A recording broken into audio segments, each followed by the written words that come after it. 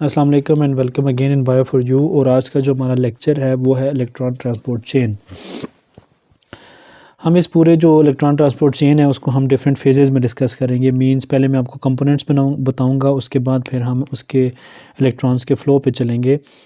Components फिर मैं आगे उसके फ़्लो की तरफ जाता हूं। तो पहले मैं आपको कंपोनेंट्स बता दूं कि जो इसके कंपोनेंट्स हैं कौन से और ये रिएक्शन होता कहाँ पे है। इलेक्ट्रॉन ट्रांसपोर्ट चेन बेसिकली होता है माइटोकॉन्ड्रिया के अंदर। और माइटोकॉन्ड्रिया में कहाँ पे, माइटोकॉन्ड्रिया की जो मेम्ब्रेन होती है, माइटोकॉन्ड्रिया की आपको पता है एक आउटर मेम्ब्रेन है और एक उसकी आ जाती है इनर मेम्ब्रेन।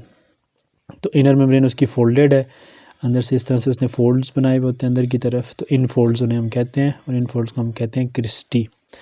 तो ये जो मेम्ब्रेन आ जाती है ये इनर फॉर एग्जांपल मेम्ब्रेन है, इसको मैं हाईलाइट कर रहा हूँ। तो इसके अंदर ये रिएक्शन हो रहा है इलेक्ट्रॉन ट्रांसपोर्ट चेन का और इसी मेम्ब्रेन के अंदर इसके कंपोनेंट्स लगे हुए हैं। तो इसके मैट्रिक्स के अंदर ये जो मैट्रिक्स है इसका, उसके अंदर कौन सा रिएक्शन हमने पढ़ा था प्रीवियस मैट्रिक्स के अंदर जो रिएक्शन हो रहा था वो हो रहा था जी क्रेब्स साइकिल। और क्रेब्स साइकिल से पहले कौन सा रिएक्शन था, ऑक्सीडेशन ऑफ पायरुवेट। तो ऑक्सीडेशन ऑफ पायरुवेट भी वहीं हो रहा था, क्रेब्स साइकिल भी वहीं चलता था। क्रेब्स साइकिल के जो प्रोडक्ट्स हैं अब वो कहाँ जाएंगे, वो इस मेम्ब्रेन में से पास होंगे और यहाँ पे रिएक्शन चलेगा।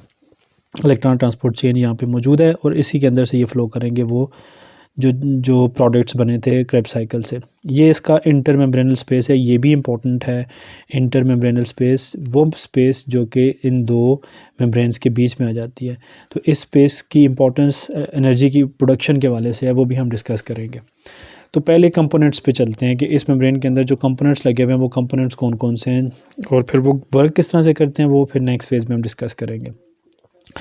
अब जो पहला कंपोनेंट आ जाता है वो कौन सा कंपोनेंट है जी, कंपोनेंट नंबर 1, उसे हम कहते हैं this is the NADH dehydrogenase complex. NADH dehydrogenase complex. अब ये जो NADH डिहाइड्रोजिनेज कॉम्प्लेक्स है इसके अंदर कौन कौन सी चीज़ें हैं। फॉर एग्जांपल ये कॉम्प्लेक्स है NADH डिहाइड्रोजिनेज, इस तरह से ये कॉम्प्लेक्स मैं बना देता हूँ। ये उसके अंदर आपको दो चीज़ें नज़र आती हैं, एक उसके अंदर आपको नज़र आता है FMN और दूसरा आपको नज़र आता है उसके अंदर FES। तो इसका मतलब है जो FMN आ जाता है उसे हम क्या कहते हैं जी, that is known as the flavin mononucleotide. FMN क्या चीज़ है जी, this is known as the flavin mononucleotide. ये भी उस कंपोनेंट के अंदर आ जाता है न्यूक्लियोटाइड। और दूसरा उसके अंदर क्या चीज़ आ जाती है, आयरन और सल्फ़र। तो ये दोनों चीज़ें उस कम्प्लेक्स के अंदर आपको नज़र आती हैं, आयरन सल्फ़र और प्लस फ्लेवन जो मोनोन्यूक्लियोटाइड है ये उस डिहाइड्रोजिनेज कम्प्लेक्स के अंदर आ जाता है। अब देखें डिहाइड्रोजिनेज NADH डिहाइड्रोजिनेज, तो इससे हमें क्या पता चलता है कि NADH यहाँ पे आएगा और वो आके इस कम्प्लेक्स में एंटर होगा। क्या चीज़ एंटर होगी, NADH या NADH2 आके एंटर होगा। तो NADH2 आके एंटर होगा और उसमें से जो इलेक्ट्रॉन्स निकलेंगे या हाइड्रोजन निकलेगी तो वो इससे पास होगी, आगे की तरफ जाएगी। इसके बाद इसका जो दूसरा कंपोनेंट आ जाता है वो कम्प्लेक्स इसमें जो होगा वो कौन सा है जी, वो एक और कम्प्लेक्स है जो कि FADH2 को ऑक्सीडाइज़ करेगा। तो यहाँ पे इस कंपोनेंट जो सेकंड कंपोनेंट आ जाता है वो सेकंड कंपोनेंट में यही लिख देता हूँ। सेकंड कंपोनेंट बेसिकली आ जाता है जिसे हम कहते हैं FADH2 या FADH डिहाइड्रोजिनेज कम्प्लेक्स, ये दूसरा कंपोनेंट है।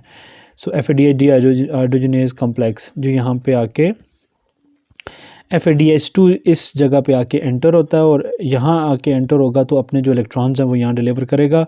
और इससे कौन इलेक्ट्रॉन्स कैच करेगा, FAD करेगा, फ्लेवन एडेनिन डाइन्यूक्लियोटाइड।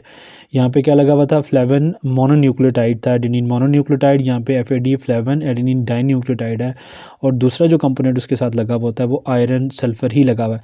ये सीक्वेंस है, FMN से इलेक्ट्रॉन्स FES के पास आते हैं, FAD से भी इलेक्ट्रॉन्स FES के पास आते हैं, लेकिन ये कंपोनेंट दूसरा है। फिर एक और कंपोनेंट आ जाता है बीच में जिसे हम कोएंजाइम Q कहते हैं। ये मोबाइल कैरियर ऑफ इलेक्ट्रॉन्स है, इसे हम कहते हैं कोएंजाइम Q। ये थर्ड कंपोनेंट जिसे मैं डिस्कस कर रहा हूँ। सो कोएंजाइम Q जो लगा हुआ है this is the third component coenzyme Q। और ये क्या करता है, FES से जो NADH2 के इलेक्ट्रॉन्स होते हैं वो भी ये इससे कलेक्ट करता है और इनको आगे पास करवाता है। अभी आप इमेजिन करें कि 2 कंपोनेंट यहाँ पर नहीं लगा हुआ, जिसको मैं यहाँ पे कवर कर देता हूँ। तो इलेक्ट्रॉन्स FMN से आएंगे FES के पास, कोएंजाइम Q के पास, और ये इनको आगे भेज देगा। अगर NADH2 नहीं ऐड हो रहा, FADH आ रहा है, तो FADH से इलेक्ट्रॉन लेके कोएंजाइम Q की तरफ भेजेगा और फिर यहाँ से आगे शिफ्ट कर देगा तीसरे कंपोनेंट की तरफ। तो कोएंजाइम Q इससे भी इलेक्ट्रॉन लेके आगे शिफ्ट करता है और इससे भी इलेक्ट्रॉन लेके आगे शिफ्ट करता है। और शिफ्ट करता किसको है? एक और कंपोनेंट जो आगे लगा हुआ हमारा कंपोनेंट, मेन जो कंपोनेंट है। मैं इसे भी कंपोनेंट डिस्कस कर रहा हूँ ताकि सारी चीज़ें, हालांकि मेन जो कंपोनेंट है वो कम्प्लेक्सेस लगे हुए हैं। ये कोएंजाइम Q को कम्प्लेक्स नहीं है, जस्ट चूँकि इसका पार्ट है तो मैंने इसको तीसरा कंपोनेंट शो कर दिया। जो यहाँ पे हमारा चौथा कंपोनेंट बन जाएगा, फिर वो चौथा कंपोनेंट हमारा कौन सा बन जाएगा? वो चौथा कंपोनेंट है उसे हम कहेंगे साइटोक्रोम, जहाँ पे साइटोक्रोम्स लगे हुए होंगे। साइटोक्रोम जो होगा reductase complex cytochrome reductase complex यहाँ पे लगा हुआ है। और उसके अंदर क्या चीज़ें हैं? उसके अंदर साइटोक्रोम बी आ जाता है, उससे इलेक्ट्रॉन्स मूव करते हैं। फिर इसका दूसरा कंपोनेंट आयरन सल्फ़र का एक मॉलिक्यूल यहाँ पे कंपाउंड मौजूद है। और उसके बाद साइटोक्रोम जो C1 वो भी इसका कंपोनेंट आ जाता है। तो ये हमारा कम्प्लेक्स नंबर 4 बन जाता है। बेसिकली कम्प्लेक्सेस 3 है, 1, 2 और 3। इस कंपोनेंट का कम्प्लेक्स नहीं है लेकिन कंपोनेंट में आता है। कम्प्लेक्सेस 3 है, कौन कौन से? ये वाला डीहाइड्रोजनेज कम्प्लेक्स पहले वाला, फिर जो था FADH डीहाइड्रोजनेज कम्प्लेक्स, और ये रिडक्टेज कम्प्लेक्स। लेकिन कंपोनेंट्स कितने बन गए? ये 2, 3, 4 कंपोनेंट्स हो गए। ये सीक्वेंस में इलेक्ट्रॉन्स भी फ्लो करते जाते हैं इसी तरह से।